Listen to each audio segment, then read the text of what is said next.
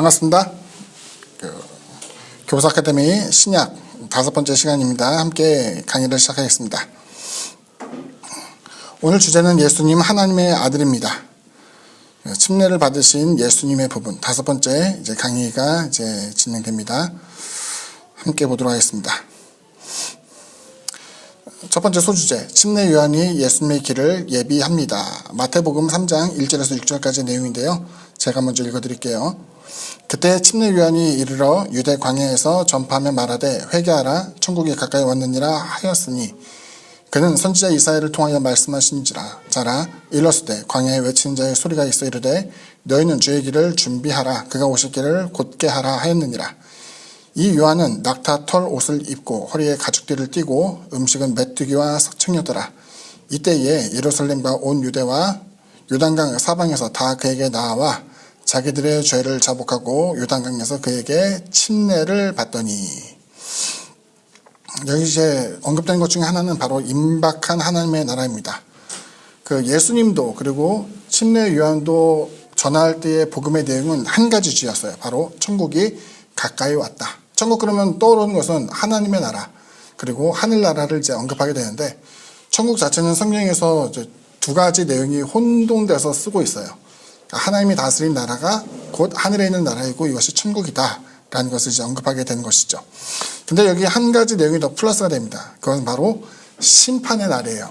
하나님의 나라는 그 당시 기디아이가 어려웠던 것이 생각해보면 로마의 압제 가운데 있었고 그들이 알고 있는 하나님의 나라는 눈에 띄게 가시적으로 임하는 것이었어요. 우리가 생각하는 하나님 나라 그러면은 영원한 천국을 떠올리면서 심판 이후에 있어서의 하나님의 영원한 나라를 생각하지만은 당시만 하더라도 내세에 대한 생각보다는 현세에 대한 의미가 굉장히 강했기 때문에 하나님의 나라가 실질적으로 도래하는 것을 이야기하는 거예요. 그런데 도래하게 되면 어떻게 될까요? 하나님이 다스린 나라가 실질적으로 이루어지게 되니까 하나님의 뜻대로 살지 않고 예를 들어서 바리새인과 그 사두개인들은 하나님 나라에 대해서 그다지 주안점을 두지 않았지만은 침례 요한이 말하는 그리고 예수님이 말하는 그 같은 심판의 때가 오게 될 때에는 로마의 우리식으로 얘기하면 일본 앞잡이와 비슷한 거예요. 로마에 순종하고 따라오고 있었던 그 같은 부역자들에 대한 심판도 있을 것이고 하나님의 말씀대로 살지 못하는 사람들에 대한 심판도 있을 거라고 생각이 된 거예요. 그렇기 때문에 이 부분에 대해서 하나님 나라가 도래하기 전에 빨리 속히 회개를 해야 된다는 것을 보여주고 있었고 이것은 회개에 대한 침례에 대한 부분으로 이제 나타나게 됩니다. 그 두 번째 소주제는 바로 침례 요한이 회개의 메시지를 선포하고 침례를 베푸는 것 같은 내용입니다. 성경 말씀 읽어드립니다. 요한이 많은 바리새인들과 사두개인들이 침례 베푼 대로 온 것을 보고 이르되 독사의 자식들아 누가 너희를 가르쳐 임박한 진노를 피하라 하더냐. 그러므로 회개에 합당한 열매를 맺고 속으로 아브라함이 우리 조상이라고 생각하지 말라. 내가 너에게 이르노니 하나님이 능히 돌들로도 아브라함의 자손이 되게 하시리라. 이미 도끼가 나무 뿌리에 놓였으니 좋은 열매를 맺지 아니하는 나무마다 찍혀 불에 던져지리라. 나는 너희로 회개하게 하기 위하여 물로 침례를 베풀거니와 내 뒤에 오신 이는 나보다 능력이 많으시니 나는 그의 신을 들기도 감당하지 못하겠노라. 그는 성령과 불로 너에게 침례를 베푸실 것이요 손에 키를 들고 자기의 타작마당을 정하게 하사 알곡은 모아 곡간에 들이고 쭉정이는 꺼지지 않는 불에 태우시리라. 이렇게 성경에서 말씀하고 있습니다. 요한이 여기서 이제 종교인이라고 일컬어주는 바리새인들과 사두개인들이 침례 베푼 대로 왔다. 이것을 이제 보여주고 있는데 침례는 사실 구약 성경에 등장하지 않는 개념 중에 하나예요. 사실 신구약 중간사에서 어떤 연유가 있었는지 몰라도 갑자기 이제 침례라는 것이 신약 성경에서 대두가 되었고요. 훗날 교회 전통 계승되어진 두 가지 전통, 성만찬과 더불어 이제 침례라는 것은 교회 복음에 있어서 굉장히 중요한 행위적 전통으로서 이제 자리를 잡게 됩니다. 여기 보게 되면 침례라는 것, 침례를 어떻게 하는가 봤더니 무엇을 위한 침례인가 봤더니 회개를 위한 침례라고 이야기했어요. 회개는 뭐냐라고 봤을 때 죄에 대해서 자신이 이미 처벌을 받고 죽음에 이르게 되었다는 것을 묘사하는 거예요. 그러니까 어떤 의미로 보면 이것은 작은 죽음을 의미해요. 침례를 베풀 데 있어서 그러면 바리새인들도 사두개인들도 와서 머리를 내밀고 침례를 받으려고 할 때에 침례 요한이 이것에 대해서 먼저 거부를 하죠. 누가 너희들을 임박한 환란을 피하라더냐라고 이야기하는데, 여기 보면 그들이 머리를 조아렸던 이유가 있죠. 침례 요한은 이 사람들보다 더 경건했던 거예요. 그러니까 우리가 경건에 대해서 이야기하면 기도 많이 하고 설교 많이 하고 전도도 많이 하고 뭐 이런 걸 떠올릴 수 있는데, 침례 요한이 갖고 있던 경건의 내용을 보면은 그는 먼저 광야에서 전했어요.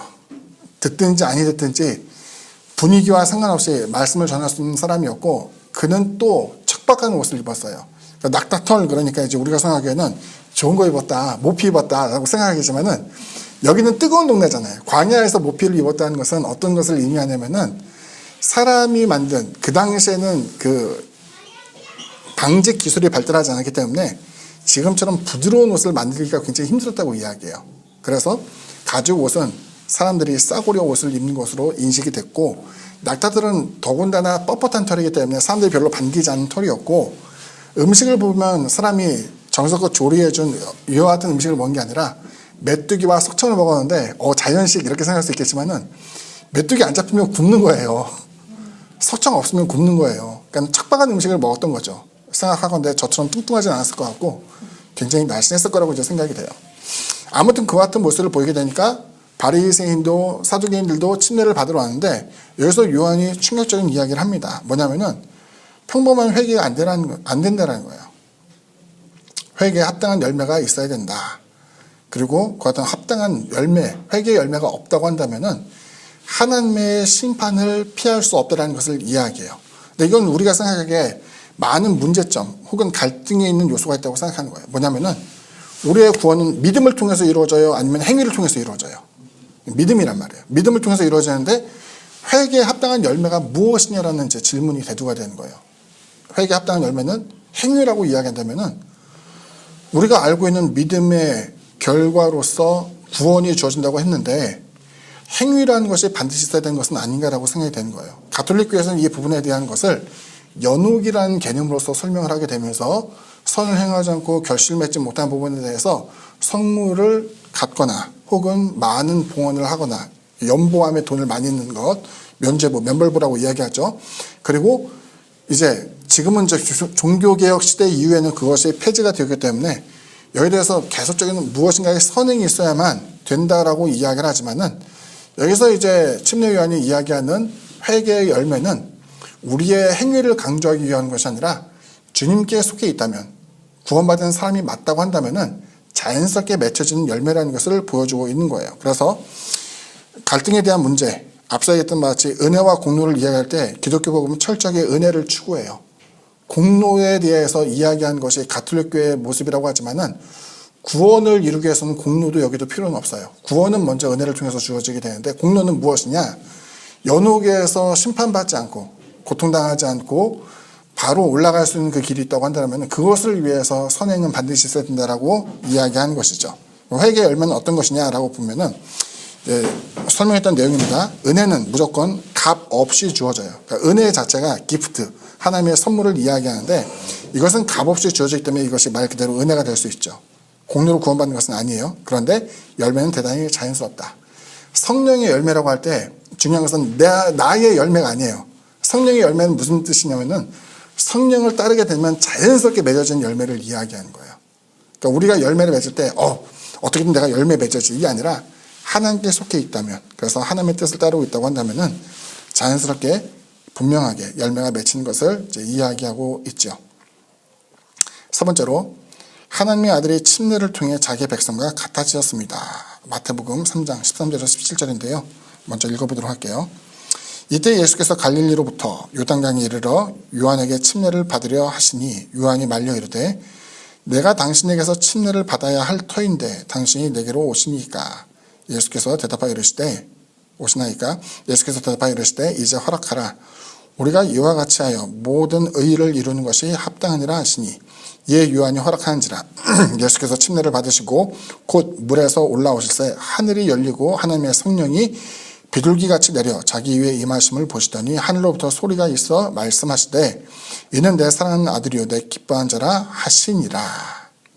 앞서 얘기했던 침례는 어떤 의미를 갖고 있었냐라고 할 때 회개의 의미가 있었다고 했잖아요. 침례 요한에게 주님께서 침례를 받으러 왔을 때 요한의 침례는 사실은 가당치 않았어요. 왜?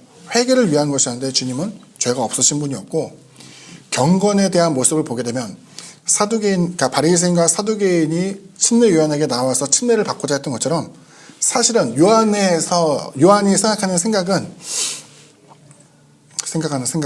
하여간 요한의 생각은 자신보다 더 경건하고 하나님의 아들이신 주님이 자신에게 침례를 베푸는 것이 맞다라고 생각한 거예요. 왜? 나는 그분에 비해서 경건하지도 않고 거룩하지도 않기 때문에 당연히 순서로 보면 주님이 자신에게 침례를 베푸는 것이 맞다라고 생각한 것이죠. 그런데 일반적인 침례가 죄인임을 고백하는 행위와는 달리 여기서는 의미하는 바가 좀 달라져요. 하반절에 보게 되면은 예수님이 침례를 받게 될 때에 그 침례를 받으시고 올라오실 때 하늘이 열리고 하나님의 성령이 비둘기같이 내려 자기 위에 임하셨다. 이 내용은 바로 주님의 침례는 표적을 위한 침례, 누가 그리스도냐라는 것을 미리 요한에게 알려주시고 여하튼 침례를 받을 때에 성령이 임하시는 그 모습에서 이분이야말로 이스라엘을 구원한 구원자다라는 것을 보여주는 내용이에요. 그리고 침례를 받을 때 아마 여러분 기억하실지 모르겠지만 침례를 받을 때 어떻게 하냐면 머리에 안수를 하고 뒤로 눕혀요. 물론 이제 물이 아주 깊다면 퐁당 들어가겠지만 사실은 그 사람을 살짝 뉘어가지고 물에 잠기게 한단 말이에요. 머리에 손을 얹는 행위는 구약에 보게 되면은 제사에서 나타나게 되는 안수의 의미가 있는데 그 안수는 사람에게 하는 것과 짐승에게 하는 것에는 차이가 있어요. 그러니까 신약 성경에서는 주님께서 안수하시고 또 사도 바울 역시 안수하면서 병을 고치는 장면이 나오게 되는데 그 안수할 때는 병을 낫게 하거나 하나님의 특별한 능력이 임하기를 성령께서 전가되어서 그에게 충만하길 원할 때 안수를 하기도 하는데 구약에서의 안수는 어떤 의미냐면 짐승에게 할 때는 죄의 전가였어요. 그러니까 제물을 제사장에게 와서 바치고 이 제물이 내 죄를 속량하기 위해서 내가 하나님께 바칠 물건입니다 라고 하게 되면은 그 사람이 어떤 죄를 범했는가를 고하게 하고 고하면서 그 사람의 제물에 손을 얹고 함께 안수를 해요. 그 뭐냐면은 죄가 그 동물에게 옮겨가는 것이라고 생각을 하는 거예요. 여기서 얘기하는 것은 실제적으로 그 죄를 다 짐승이 뒤집어 썼다는 게 아니에요. 이건 하나의 상징이에요. 히브리서에 나타나는 것처럼 짐승의 피가 우리의 모든 죄를 사할 수 없어요. 주님의 보혈이 아니고서는 안 된단 말이에요. 다만 여기서 보여지게 되는 것은 그 같은 죄의 전가를 통해 가지고 짐승을 잡을 때에 원래는 내가 죽어야 되지만 저 짐승이 나를 대해서 죽임을 당하고 창자를 끄집어내고 장기를 청소하고 혹은 그것을 정돈하여서 하나님께 불로 바치게 된 그 같은 행위를 통해서 내가 원래 치러야 될 대가이지만 죽음에 대한 대가이지만 이것을 대신 치른다는 것을 보여주는 내용이기도 해요. 그래서 요한복음을 보게 되면은 요한이 예수님을 보면서 처음 했던 얘기가 뭐냐면은 보라 세상 죄를 지고 가는 하나님의 어린 양이로다 라고 이야기를 하고 그 다음 장면에서 침례에 대한 장면이 나와요. 그러니까 그 침례라는 것은 처음 요한이 생각했던 것은 거룩하지 않은 사람이 거룩한 자에게 머리를 내밀고 또 안수와 침례를 통해서 정결하게 되는 것을 의미한 것이었다고 한다면은 주님께서 요한에게 침례를 받으신 것은 주님이 죄인이기 때문은 아니고 하나님의 일을 드러내기 위한 당신 스스로 메시아심을 증거하기 위한 하나의 표적이었으며 또 다른 방편에서는 모든 인류의 죄를 속량하기 위해서 죄를 전가받으시는 그와 같은 모습인 것을 우리에게 보여주고 있죠. 그래서 여기 주제와는 저는 조금 견해를 달리하는데 하나님의 아들이 침례를 통해서 자기 백성과 같아지었다. 동일하게 죄인의 모습이 됐다. 이것은 사실은 아니고요. 죄인들이 겪어야 될 것 같은 모든 죄에 대한 책임을 대신 짊어지심으로 말미암아 공생애적인 사역을 이루게 되었다라는 것을 보여주고 있습니다. 이것으로 이제 강의를 마치도록 하겠고요. 다음번에는 더 나은 주제를 가지고 함께 말씀을 나누도록 하겠습니다. 여러분 수고하셨습니다. 감사합니다. 예.